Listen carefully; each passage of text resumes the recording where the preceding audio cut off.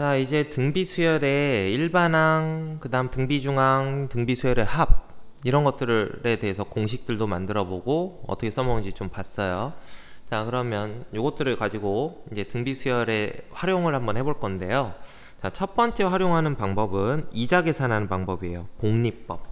자, 등차수열에서 단리법이란 거 배웠는데요. 사실 실제 생활에서는 단리법 거의 안 써요. 대부분 다 복리법 쓰기 때문에 이 복리법이 훨씬 중요합니다. 그리고 나중에 학교 시험 문제 같은 경우도 단리법 문제는 진짜 안 나와. 거의 안 나와. 어쩌다가 가끔 그냥 단리법 개념 자체만 하나 물어볼 수는 있는데 거의 안 나온다고 보시면 되고요. 시험 문제는 나오면 복리법에서 다 나오게 됩니다. 그래서 복리법이 뭔지는 이건 정확하게 알아야 돼요. 자, 복리법이 먼저 뭐냐면 이거는 이자 계산하는 방법이 바로 직전에 그 은행에 맡긴 돈, 직전에 있던 돈의 이율을 곱해서 돈을 기준으로 해서 요걸 기준으로 이자를 계산하는 방법이 복리법이에요. 자, 무슨 말이냐? 자, 단리법하고 복리법 한번 선생님이 비교해 줄게요. 단리, 복리. 자, 간단하게 보자. 자, 10만원을 처음에 은행에다 넣었어. 단리랑 복리로. 자, 이율은 이렇게 합시다. 이율은 10%, 0.1이라고 해볼게요. 자, 10만원이 넣었으면, 자, 한 달에 10%씩 준다고 해봐. 그러면은, 한 달 후에는 이자가 어떻게 되냐면, 10만원이 있었는데, 자, 이자는 원금 얼마야? 지금 10만원이죠. 원금에다가 이율을 곱해서 계산한다고. 원금 곱하기 이율이 이자라고 그랬죠. 원금 곱하기 이율이 이자기 때문에 만원이 10%야. 만원이 붙게 돼요.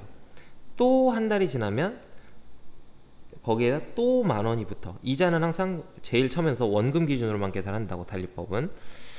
자, 그리고 그런 식으로 가서 계속 어떻게 가냐면 이 단리법으로 이자 계산하게 되면 기간이 지날 때마다 계속 똑같은 금액이 달라붙게 돼. 그래서 공차가 1인 등차수율이 되는 거죠. 1씩 증가하는. 그렇게 가서 이제 n달 후에는, 자, n달, 이거 조금 왜 이렇게 안 가니? 자, n달 후에는 10만원에다가 이자 1을 n번 곱해서 더하게 된다고. 이게 n달 후에 원리합계가 돼요. 자, 근데 복리법은, 자, 보자. 그 전에 돈이 지금 10만원이죠. 10만원에 이자 10%, 10만원에 10%면 만원이죠. 만원을 이렇게 계산을 해주게 된다고. 그래서 얼마 되냐면 11만원이 돼요. 자, 근데 그 다음 이자 계산은 이 11만원에 대해서 계산하는 거야. 11만원에 10%, 그러니까 얼마냐면 1.1만원이 돼요. 그래서 그 12.1만원이 되겠죠. 요 위에 거는 이제 12만원이었는데 얘는 12.1만원이 돼. 그 다음 세 번째 거에서 달리법은 13만원인데 얘는 그 전에 돈 12.1만원에 이자 10%로 계산하면 1.21만원이 되겠죠. 1.21만원만큼 더 추가를 해주는 거야. 그럼 13.31만원이 되죠. 어때요? 그 직전 돈에 대해서 이자 계산을 하다 보니까 계속 만원만 붙는 게 아니라 만원보다 더 큰 금액의 이자가 붙게 되죠. 점점 시간이 지날수록 돈이 더 그 붙는 비율이 더 커지게 돼. 그래서 복리법은 어떤 게 추가된 거냐면 이자에 대한 이자까지도 계산해 주는 거야. 이자에 대한 이자까지도 계산해 주는 게 복리법이에요.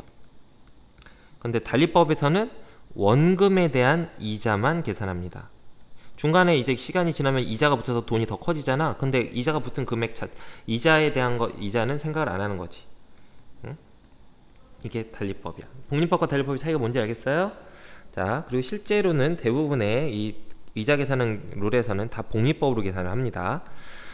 자, 그래서 이 복리법의 일반을 한번 구해볼 건데요. 자, 한 번 맡긴 돈에 대한 이자 계산하는 거 한번 해볼게요. 돈을 한 번만 은행에다가 내가 A1이라는 돈을 한 번만 딱 맡겨요.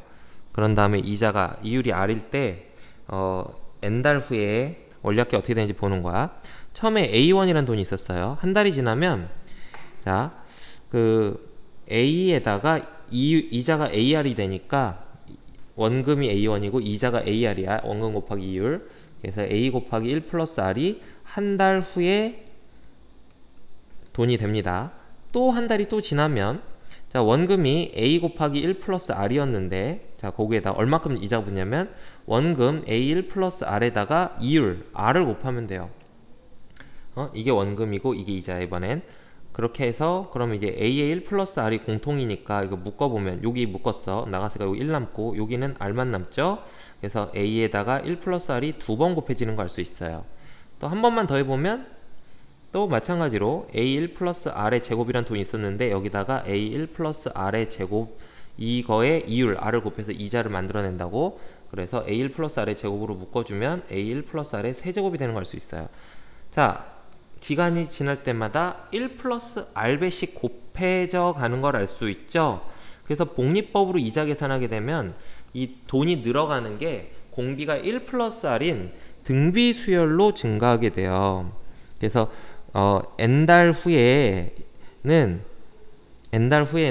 원금에다가 1 플러스 R을 n번 곱하게 된 거, 요게 n달 후에 원금과 이자의 합계, 원리 합계, 내 은행에 들어있는 돈의 액수가 되는 거죠. 그래서 공비가 1 플러스 R인 등비 수열로 돈이 점점 증가한다. 공비가 1 플러스 R이다. 이걸 생각을 하면 돼요. 자, 그러면 이게 가장 기본이고요. 근데 우리가 이제 보면 적금 같은 거 볼 때가 있거든. 자, 적금에 대해서 한번 얘기를 해볼게요. 적금은 돈을 한 번만 은행에 넣는 게 아니라 돈을 한 번 넣고 그냥 가만 내비두고 그냥 이자가 붙게 가만 내비두는 게 아니라 이거를 계속 이번 달에 넣었어? 다음 달에 또 넣고 그 다음 달에 또 넣고 그 다음 달에 또 넣고 계속 매달 넣는 거란 말이야. 자, 그래서 이런 얘기를 한번 해보자. 내가 그 적금을 n달 동안 n달짜리 적금을 한번 넣어보자. n달짜리 적금. 그러면 자, 이거는 포인트는 뭐냐면 각각의 맡긴 돈에 대해서 따로따로 원리 합계를 구하는 거야. 이게 포인트야. 적금 문제 푸는 방법은 각 돈별로. 근데 각 돈별로 은행에 맡긴 기간이 다 달라. 자, 어떻게 다른지 보자. 이건 다시 써면서 보여줄게. 내가 자, 처음에 A1이란 돈을 넣었어. 그 다음 달에 첫 번째 달에 A1 넣어요. 두 번째 달에 또 A1을 또 넣어요. 세 번째 달에 A1을 넣어요. 그 다음 네 번째 달에 또 A1을 넣어요. 그렇게 해서 n번째 달에 또 A1을 넣어요. 그러니까 돈을 n번 넣기로 했으니까 이렇게 n달짜리 적금 보면 A1씩 돈을 n번 붓게 될 건데요. 근데 이제 적금 만기일이 언젠지를 좀 보셔야 돼요, 여러분이. 자, 보통 만기일은 마지막 적금을 붓고 나서 한 달 더 있다가 n 플러스 1번째 달에 보통 이제 돈을 찾게 되거든. 그러면 각각의 돈별로 이 만기일에 이자가 붙어서 얼마의 돈이 되어 있는가를 다 따로따로 한번 따져주는 거야. 자, 처음에 맡긴 돈을 마지막 만기일에 찾게 되면 자, 요게 간격으로 세야 돼. 간격으로. 아니, 내가 한 달마다 이자를 준다고 했어. 한 달마다 준다고 했는데 자, 지금 보면 요게 1월 1일에 넣은 거야. 1월 1일. 요건 2월 1일에 넣은 거야. 요건 3월 1일이야. 매달 초에 넣는다고 쳐봐. 4월 1일. 그럼 n개월째 1일이야. 그리고 요거는 n 플러스 1개월째 1일인데 자, 1월 1일에서 n 플러스 1개월째 1일까지가 요 간격이 몇 칸 간격이냐면 간격이 n칸 간격이야. 그러니까 맡긴 기간을 봐야 되는데 기간은 간격이란 말이야. 그러니까 n달 동안, 첫 번째 돈은 n달 동안 맡긴 거야. 예를 들어 갖고 요게 12월 1일이라고 해봐. 12월 1일. 그러면 이건 다음해 1월 1일이죠. 자, 올해 1월 1일하고 다음해 1월 1일이면 그게 몇 달 간격이니? 12달 간격이죠. 1년이니까. 그러니까 12번 돈을 붓게 되면, 그리고 마지막 돈 붓고 한 달을 더 기다리게 되면 첫 번째 넣은 돈은 12달 동안 은행에 맡긴 꼴이 된다고. 자, 그래서 아무튼 그 간격을 세면 n칸이 돼요. 여기 같은 경우는. 그래서 원금 A1에다가 매달 1 플러스 R배씩 커지는데 그게 n번 지났으니까 A의 1 플러스 R의 n승, 1 플러스 R의 n번 곱한 게 n달 후에 원리합계가 되겠습니다. 두 번째 맡긴 돈은 찾는 날은 똑같은데, 찾는 날은 고정되어 있는데 한 달 뒤에 넣었죠. 그러니까 간격이 간격이 하나 줄었죠. 그래서 n-1달치 이자를 받게 돼요. 그 다음 돈은 n-2달치, 그 다음은 n-3달치, 이렇게. 왜냐면 맡긴 기간이 한 달씩 점점 줄어든다고. 그지? 찾는 날이 고정돼 있고 맡긴 달이 한 달씩 후마다 넣고 있으니까. 그럼 마지막 넣은 돈은 n번째 달에 넣고 n 플러스 1번째 달에 찾고 있으니까 a의 1 플러스 r의 1승 이렇게 될 겁니다. 1 플러스 r 한 번만 곱해주면 되겠죠. 그래서 각각의 돈별로 이렇게 복리법 공식에 따라서 원리합계를 구한 다음에 얘네들의 합을 구해주면, 이것들의 합을 구해주면 내가 적금 n달짜리 적금을 부었을 때 나중에 총 찾는 액수가 나오는 거죠. 그래서 요거 합은 이제 등비수열, 얘네들이 이제 보면, 자 이렇게 아래에서 위로 봐봐. 아래에서 위로 보면 계속 1 플러스 r배씩 커지는 거죠. 여기도 1 플러스 r배씩 커질 거야. 요거 그 전달에 넣은 거는 두 달치 이자 받을 테니까 1 플러스 r의 제곱이 돼서, 그래서 첫째 항이 a의 1 플러스 r이고 공비가 1 플러스 r인 등비수열이 된다고. 등비수열. 그래서 요 n, 그리고 개수는 n개야. n개. 돈을 n번 넣은 돈에 대해서 계산한 거니까. 그럼 저 n개의 합을 구해보면 1 마이너스 공비 1 플러스 r분의 첫째 항 a의 1 플러스 r에 1 마이너스 공비 1 플러스 r의 개수가 n개니까 n승, 이렇게 해주면 얘네들의 합이 나오는 거야. 이것들의 합이.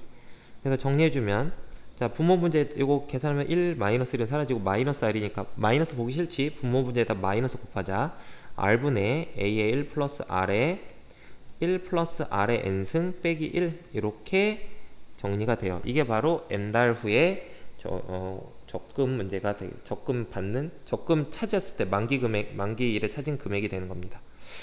자 그런 식으로 계산을 해주는 게 적금 문제인데요. 이게 그 간격을 여기 이 적금 문제 할 때는 간격을 잘 세야 돼. 간격을 잘 세라.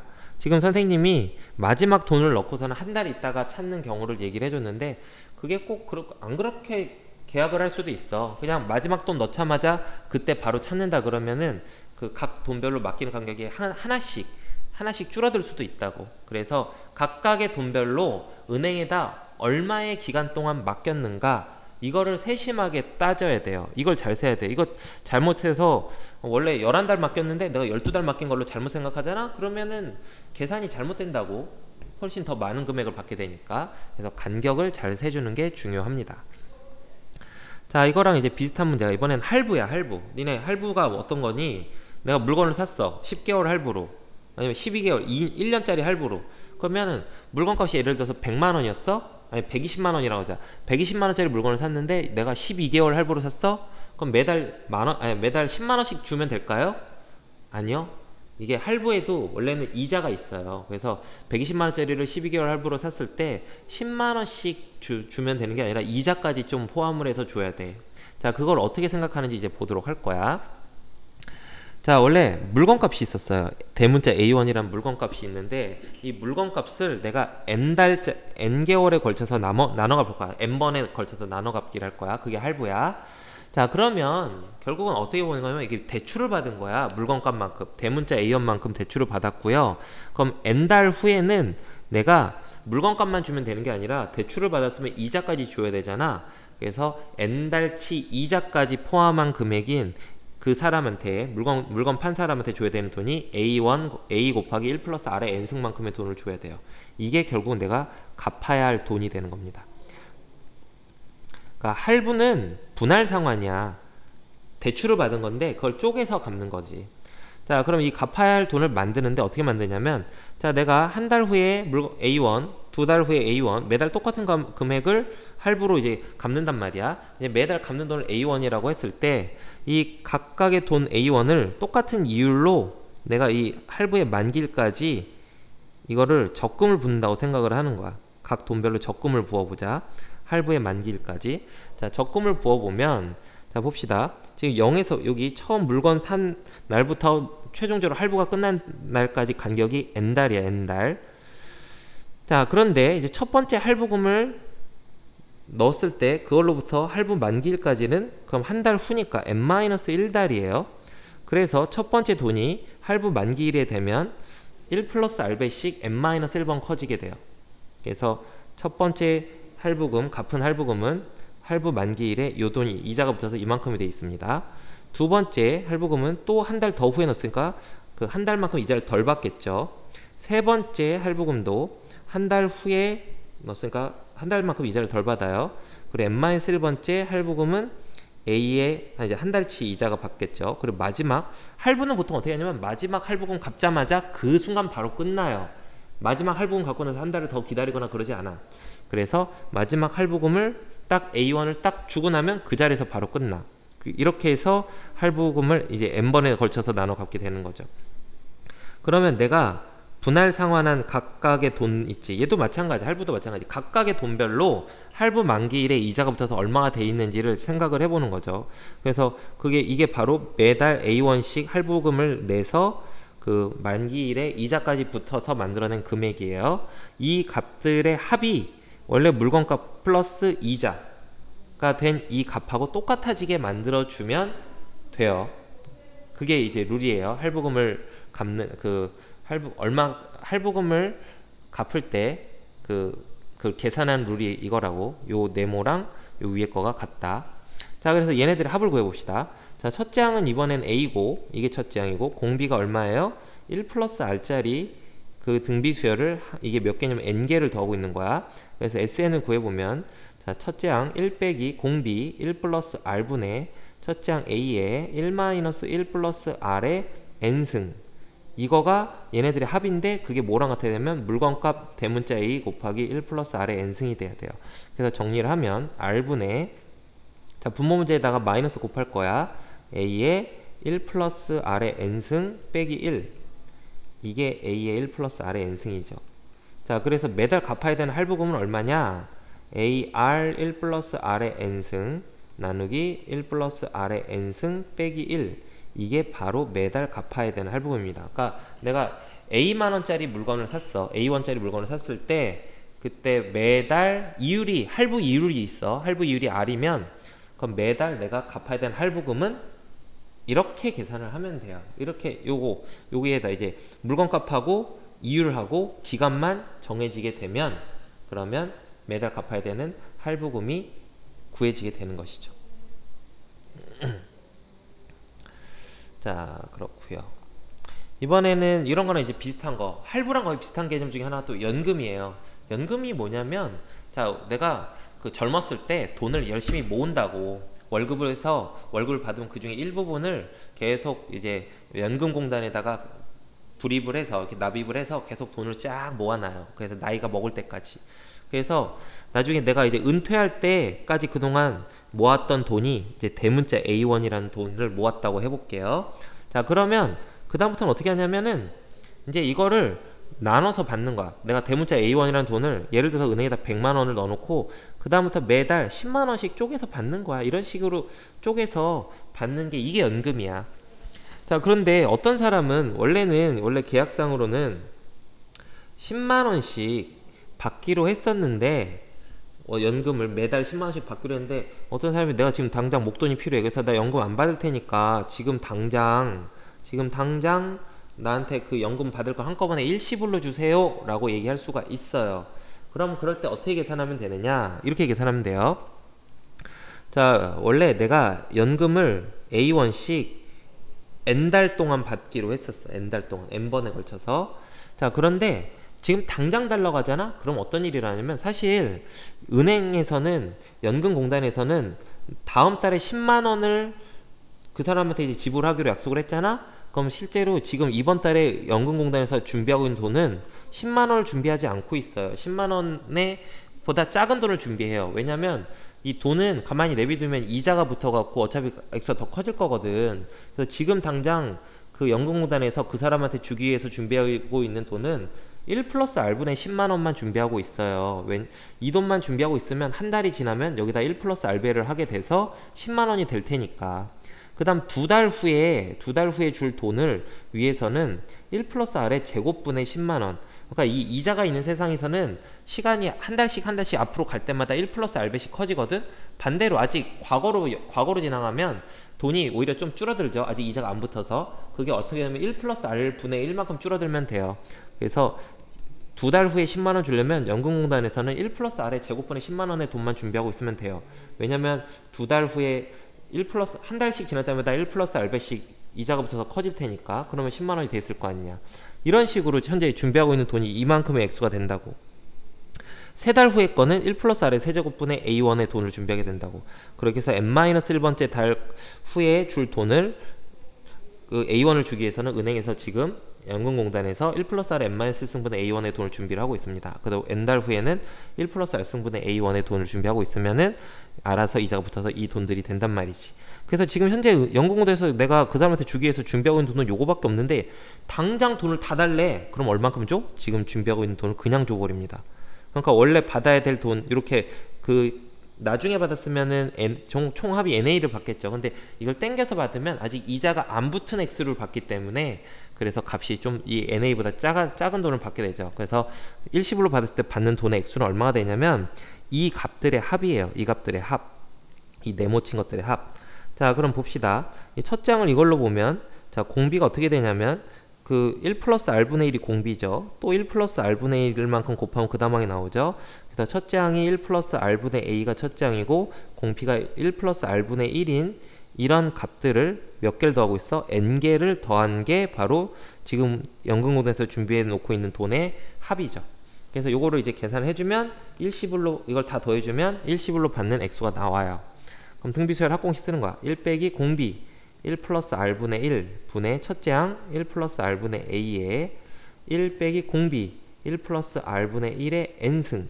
이게 바로 일시불로 받는 돈 A1이 되겠습니다. 아니면 그리고 요게 바로 내가 그동안 그러니까 연금을 부어서 만든 돈이 이 돈이었던 거야. 이 돈이 바로 내가 그동안 열심히 젊어서 모은 돈인 거죠. 이 돈을 이제 요런 형태로 쪼개놓고 A1을 요런 형태로 쪼개놓은 다음에 이제 기간이 지날 때마다 이제 A1이 되도록 이렇게 다 쪼개놓은 다음에 시간이 지나면 이 돈들이 이자가 계속 붙거든. 이자가 붙어서 나중에 A1이 돼갖고요.